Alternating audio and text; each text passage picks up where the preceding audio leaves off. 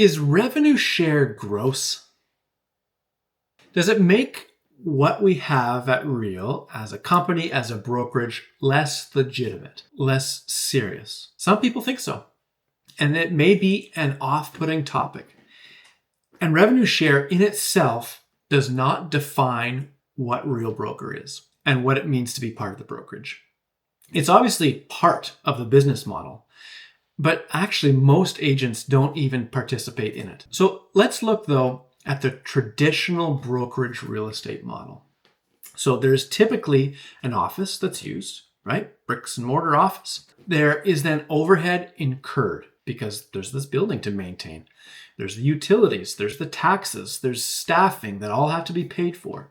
Someone has to be sitting at the front desk during office hours and answering phone calls. And all of this costs a large amount of money to maintain this physical storefront and to keep the lights on and to keep the building warm. It costs money. So to pay for this, the brokerage owner will recruit, will bring in agents and charge them all a specified cap amount, and then sometimes a desk fee, right? Monthly fees, photocopying fees. And this, of course, will range from brokerage to brokerage, but it could start around $16,000, $18,000 a year to $30,000, $35,000 every single year to be part of a brokerage. Now, many brokerages will recruit quite simply as many agents as they possibly can.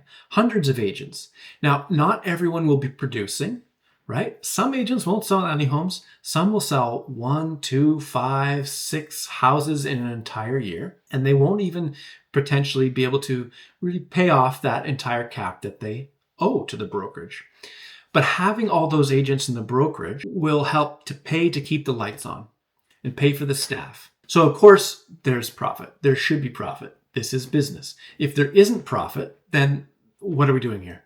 We're doing something wrong. So in the traditional brick and mortar business model, the brokerage owner then benefits from the profit. They'll have additional expenses, of course, like paying the franchise fee.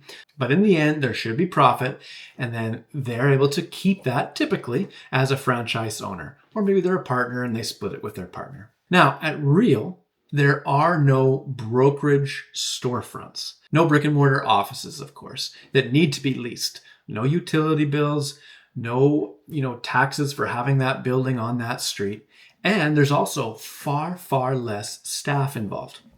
So because the internal cost of the brokerage are so much less, they can charge less to their agents to be part of the brokerage. Now, this is what's super interesting and where profit revenue sharing comes into play. Rather than that brokerage franchise owner who benefits solely from the profit made from their agents within their office, and those funds, essentially all the profit gets funneled to that brokerage owner.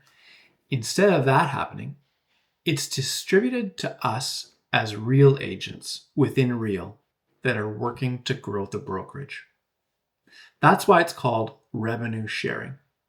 Rather than the profits all going to one person that owns the brokerage, we share these profits within the brokerage. So this makes us as agents within the brokerage actually care about what we're growing because we're part owners.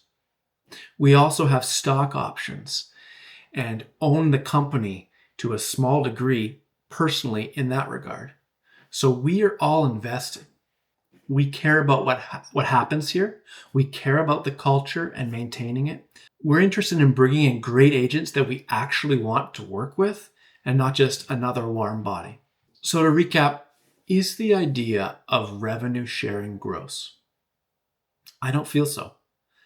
It distributes profits within the company and benefits all of us rather than sending all of those profits just to a single brokerage owner. It splits it up. It benefits all of us. In the end, I'm here to sell real estate. And that is what my focus is and what I'm able to do at Real. Revenue share is part of the business model, but it's not the mainstay flag in the ground that defines Real or defines my business. It does not define me. So rather than being gross and something that's to be ashamed of, it's actually a good thing. Rather than all the profits going to one person, profits from the company are distributed to its members. I find being at Real being an excellent fit for myself. Now, it may or may not be the best fit or option for yourself. If you'd like to have a conversation or if you have questions about what it might look like, feel free to reach out and we can have a discussion. All my contact information is on my website below.